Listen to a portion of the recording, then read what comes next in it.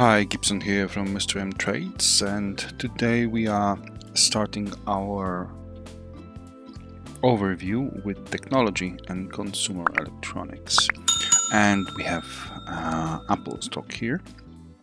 Last week's Apple performance, as we can see, it went down by 0.23%.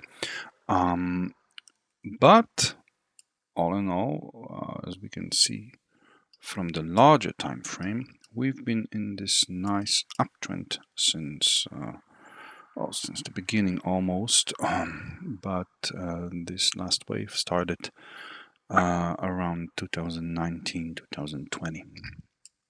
So what can we see on the daily time frame?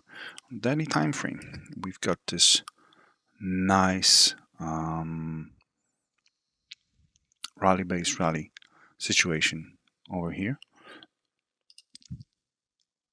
It started around November 21, rally, base, rally, and then the price stopped for a moment at around $183. We had this nice distribution over here. The price gave some signals of it going down. Then we came back, fill some more orders around the same area, and now since the 1st of April we are in this downtrend, as we can see over here. So what more can we expect from Apple? Let's go on the lower time frame, what we can see on the hourly chart. So on hourly, we are still in this nice downtrend. First, the price went up from 148 to 179, and then it just created this lower lows, lower highs, lower low, lower highs, just like that,